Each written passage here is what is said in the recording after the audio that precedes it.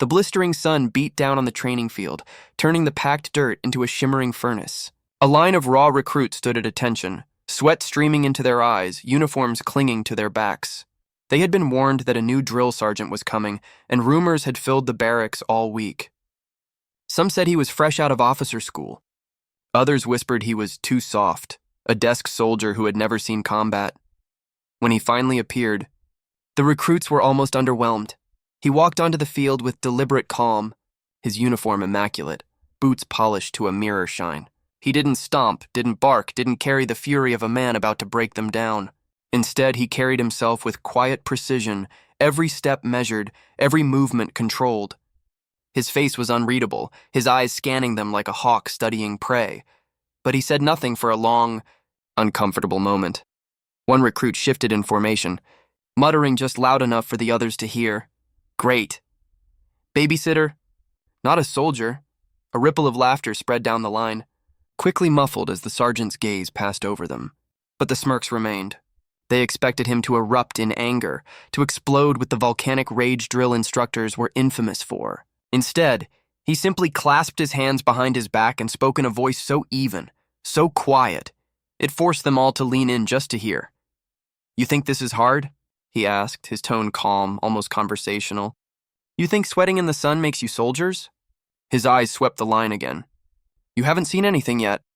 The silence that followed wasn't fear. It was confusion. Where was the yelling? The insults? The breaking down before the building up? The recruits exchanged glances, grins tugging at the corners of their mouths. Another muttered under his breath, "Guess we got lucky." The sergeant's lips twitched, but it wasn't quite a smile. More like someone who knew the punchline to a joke no one else understood. Then came the first test. "Drop," he ordered. They hit the ground. Dust flying, push-ups until I say stop. The recruits groaned, but they obeyed. He didn't shout, didn't count, didn't even look at them at first. He walked slowly down the line, his boots crunching against the gravel, watching their form with cold precision. Minutes passed. Muscles trembled. Sweat poured. Finally, one of the bigger recruits collapsed onto the dirt with a theatrical sigh. "You're not serious," he gasped. The sergeant crouched beside him, his voice still calm. "If a man like you collapses after 5 minutes of effort, what do you think will happen when the enemy doesn't stop after an hour?" The recruit tried to laugh it off, but the others noticed the way the sergeant's eyes didn't waver, eyes that looked like they had seen something far worse than training drills. When he finally ordered them to stand, half the recruits smirked behind his back. They thought they had figured him out, a man who relied on calm words instead of fury. A man they could bend, maybe even walk over, but none of them knew the truth. None of them knew that the quiet man before them carried scars no one could see, or that his secret would change everything they thought they understood about strength, discipline, and survival. And before their training was done, they would learn that the calmest storms are always the deadliest. The first day with a new drill sergeant always set the tone. Recruits expected shouting, insults, and punishments harsh enough to break them down into submission. Instead, they got something far more unnerving: silence. The sergeant's presence was strange. He wasn't loud, he wasn't flamboyant, he simply watched. His eyes scanned like he was cataloging every weakness, every slouch, every nervous twitch, and the recruits who had braced themselves for a storm felt strangely disappointed. By noon, the barracks were buzzing. "He's not like the others," one recruit scoffed, flopping onto his bunk. "Barely raised his voice all morning." "Yeah," another laughed, tugging off his boots. "I thought drill sergeants were supposed to scare the life out of you. He just stares." "Maybe he doesn't have it in him," a third chimed in, lowering his voice mockingly. "You haven't seen anything yet. What was that supposed to mean?" The room erupted in quiet laughter. Already a nickname was spreading: Babyface. It was whispered like an inside joke, a word dripping with contempt but spoken just out of the sergeant's earshot. That afternoon, during a grueling march under the relentless sun, the recruits pushed their luck. They dragged their feet, let their formations drift. Normally, this would have drawn screams, threats, and extra miles. Instead, the sergeant walked among them, silent, his pace steady and unyielding. "You're not even watching us," one muttered under his breath, but he was watching, always. His silence wasn't ignorance. It was patience. When they reached the field, their boots caked with mud, he ordered them into formation. "Today you learn discipline," he said simply. "No theatrics, no fury, just cold certainty. Discipline?" One recruit snickered. "Feels more like babysitting." The sergeant didn't react. Not with anger, not with punishment. Instead, he handed out tasks, small, precise, grueling in their monotony. Scrubbing floors until they shined, stacking and restacking gear, cleaning weapons with surgical precision. He never shouted, never berated, he only corrected them with a quiet word and moved on. To the recruits, it felt laughable, easy, boring, weak. By lights out, the whispers had grown bolder. "We're gonna breeze through this cycle," one said. "No yelling, no push-ups, no fire. This guy's soft." But when the lights dimmed and the barracks settled, the sergeant remained awake, sitting at his desk, reviewing files, studying every name, every strength and weakness. He wasn't weak and he wasn't soft. He was waiting. And when the moment came, when the recruits thought they had him figured out, his secret would shatter their arrogance and forge them into soldiers they never imagined they could be. The second week of training was when the doubts turned into outright defiance. By then, the recruits thought they had the new drill sergeant figured out. He wasn't like the others, the loud, brutal types who barked orders until recruits broke down. This one, with his calm eyes and steady voice, seemed almost passive. He corrected their form without yelling. He assigned tasks without threats. And when they cracked jokes behind his back, he didn't punish them. He just moved on as though he hadn't heard. The recruits mistook that silence for weakness. During morning runs, they slowed their pace, expecting him to force them harder. Instead, he simply ran alongside, his stride unbroken, his breathing steady. They struggled to keep up, not because he pushed them with words, but because he never faltered. One of the cockier recruits, Daniels, nudged the man next to him during the 3rd mile. "Look at him, he's not even trying to motivate us. I bet he couldn't last a real run if someone else set the pace." That afternoon, Daniels bragged loudly in the mess hall. "Guy's just a soft-spoken babysitter. Probably never saw a day of combat." Laughter erupted around the table, the kind of laughter that grows when no one thinks they'll be held accountable. What they didn't notice was the sergeant at the far corner, quietly finishing his meal, his eyes unreadable. The next day, the sergeant assigned hand-to-hand combat drills. It was a chance for the recruits to let off steam, to prove their toughness in front of one another. As they paired off, Daniel smirked. "Bet I could take him down," he whispered, jerking his chin toward the sergeant. "Don't be stupid," another recruit laughed. "He's still staff.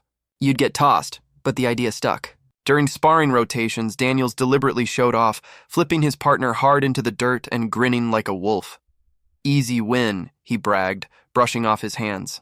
Then, in a louder voice, he called across the field, "Hey, Sergeant, why don't you show us how it's really done?" The recruits froze. Challenging an instructor wasn't just bold, it was reckless. Everyone expected the sergeant to shut it down immediately, to scold Daniels and move on. Instead, the sergeant set down his clipboard and stepped into the ring. "You sure you want this?" he asked calmly. Daniels grinned. "Yeah, show us what you got." The fight began. Daniels lunged aggressively, swinging wide, trying to overwhelm the sergeant with sheer power. The sergeant didn't even raise his fists. He simply shifted, sidestepped, and in one fluid motion, redirected Daniels' momentum. The recruit landed flat on his back. The wind knocked out of him. The others gasped. Daniels scrambled up, red-faced and angry. He charged again, this time with more fury, less control. The sergeant moved like water, flowing around each strike. A quick pivot, a twist of the wrist, and Daniels was on the ground again, harder this time, groaning in the dust. The sergeant offered no taunt, no lecture. He simply helped Daniels to his feet, brushed the dirt from his shoulder, and said softly, "Control beats chaos. Every time." And just like that, he walked away. The recruits stood in stunned silence. For the first time, they wondered if maybe they had misjudged him. But pride dies slowly, and arrogance clings harder than truth. That evening, Daniels tried to laugh it off in the barracks. "Fluke," he insisted, nursing his sore shoulder. He got lucky. "Next time I'll be ready." The others chuckled nervously, half convinced but not fully. A few muttered about how strange it was that the sergeant never seemed rattled, never seemed tired.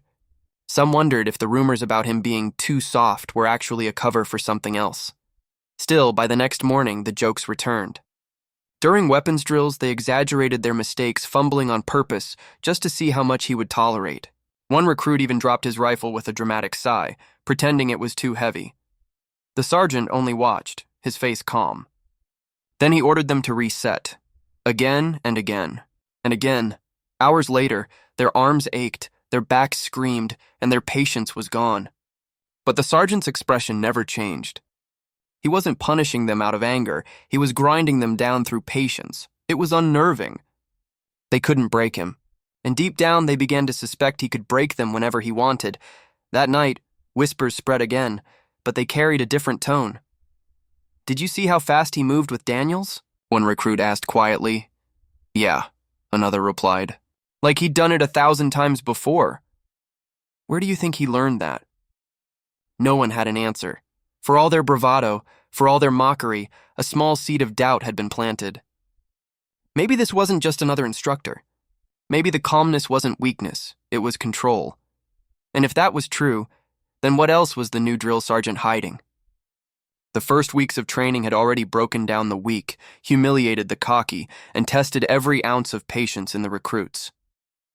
But still, no one truly understood their drill sergeant. He remained a mystery.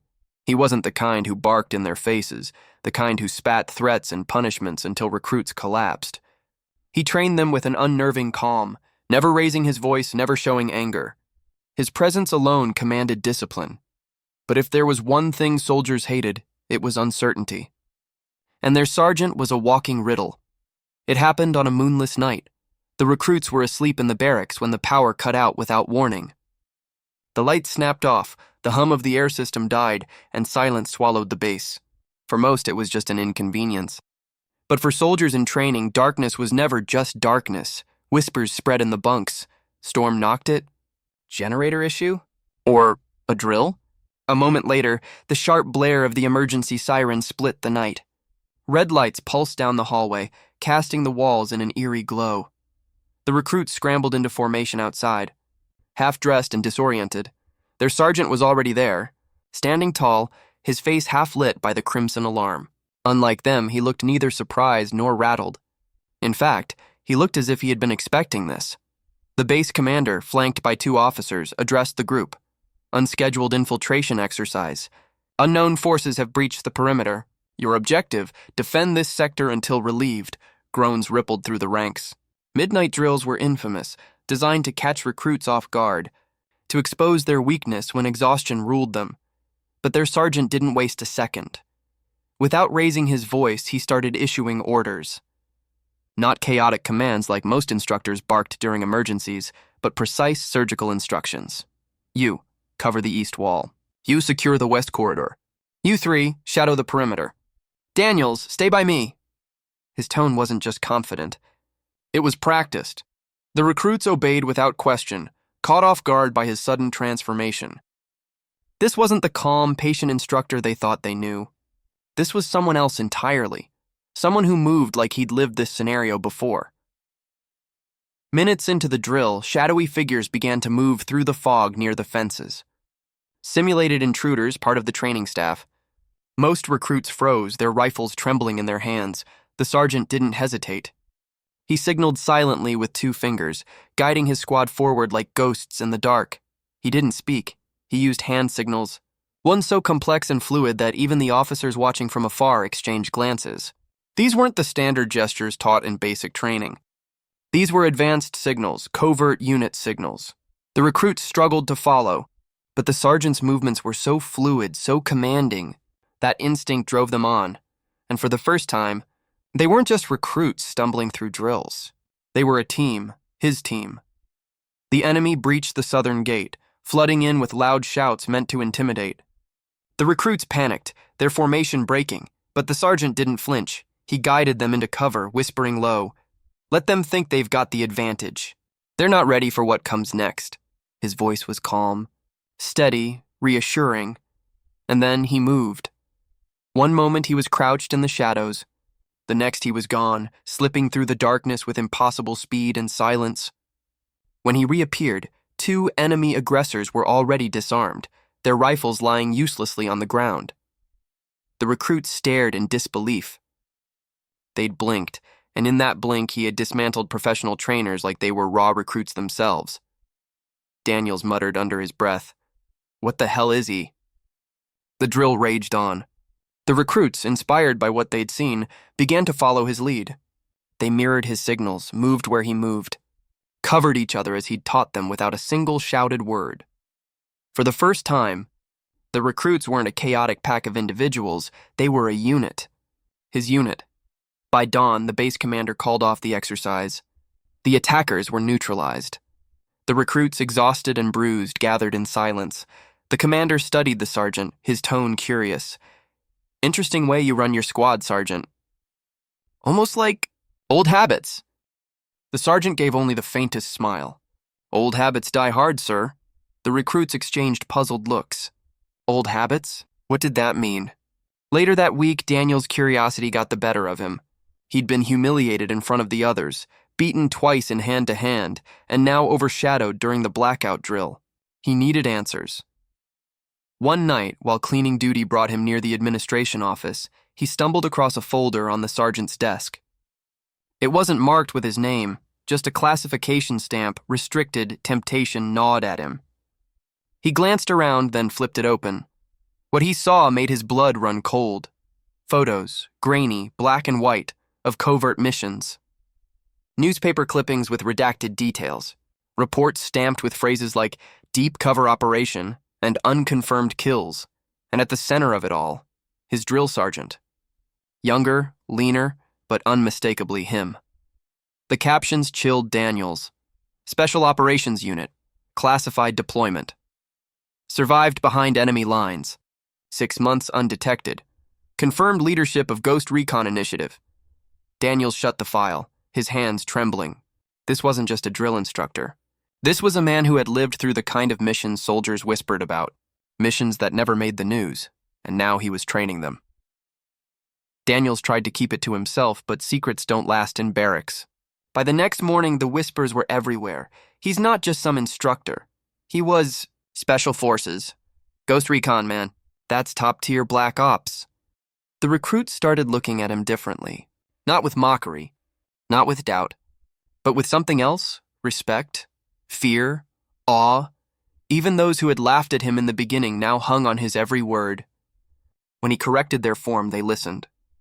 When he gave advice, they absorbed it like gospel. The man they once mocked as too soft now stood, revealed as something far greater, a legend in disguise. It wasn't long before Daniels, too stubborn to let go, confronted him. Directly, "Why are you here?" he asked one evening after drills, voice low but laced with challenge. "Guys like you don't just retire into training recruits. You could be anywhere, doing anything. So why waste your time with us?" The sergeant regarded him with calm eyes, the same eyes that had seen battlefields none of them could imagine. "You think this is a waste?" he asked quietly. Daniels faltered but pressed on. "You've done things we can't even imagine. So why hide it? Why train nobodies like us?" For the first time, the sergeant's expression shifted, just slightly. A flicker of something deeper. "Because," he said slowly, "the missions I survived don't matter anymore. The next fight belongs to you.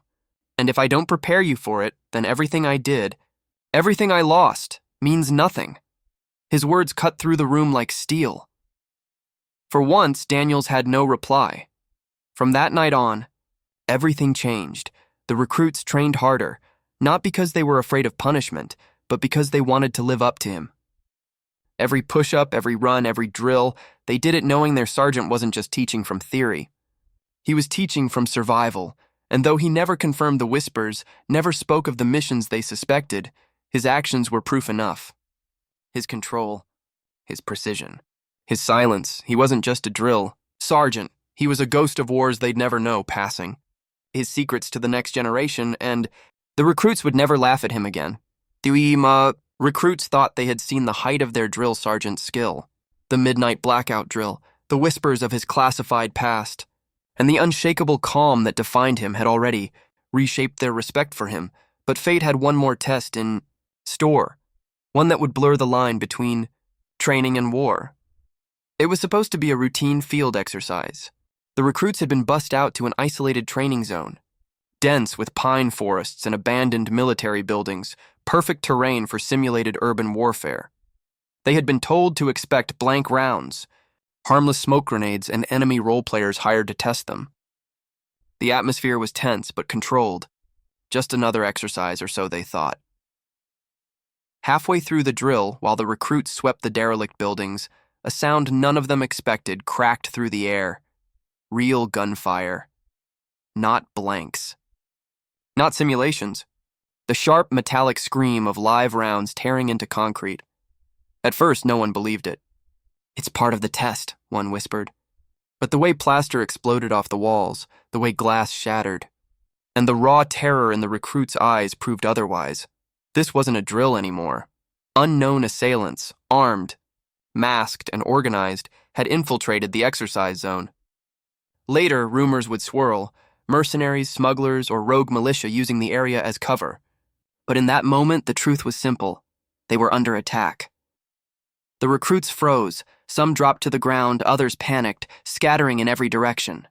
Years of careful planning for controlled stress evaporated in seconds, and then, amid the chaos, one voice cut through. Down. Cover. Now. It was their drill sergeant. His voice wasn't loud. It wasn't panicked. But it carried a weight that rooted every recruit in place. He didn't hesitate. He moved like a predator awakened, sliding into cover, calculating the attacker's position with nothing but the sound of their fire. His hand signals snapped out with precision. To the recruits, it was chaos. To him, it was familiar. Too familiar. West flank, 2 shooters.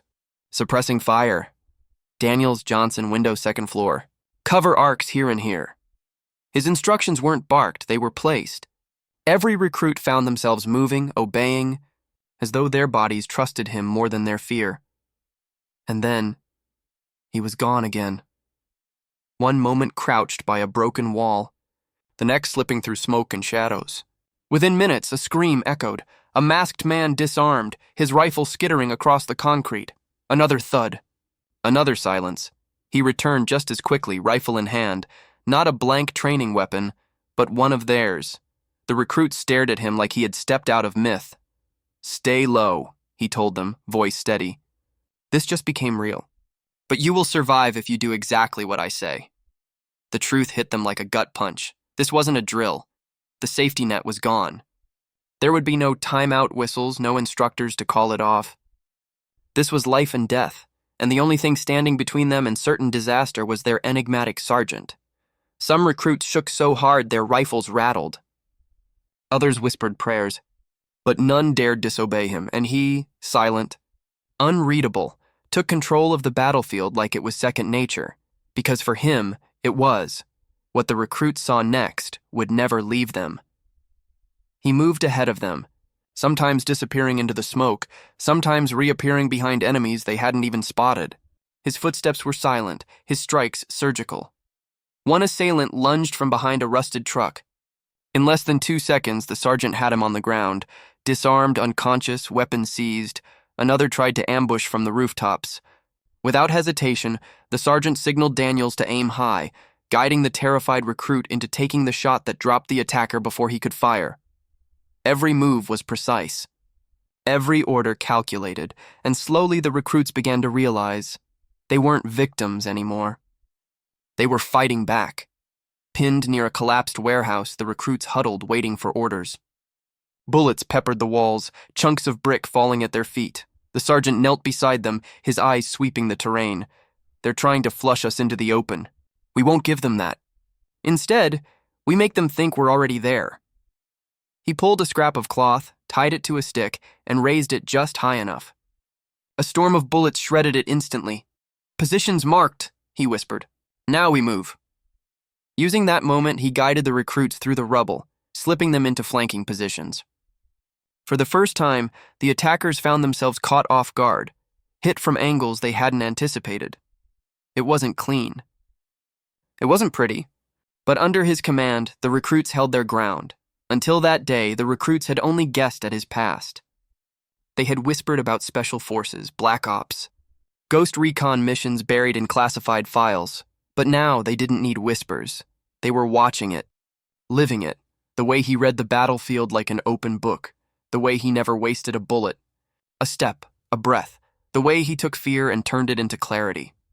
This wasn't a drill sergeant.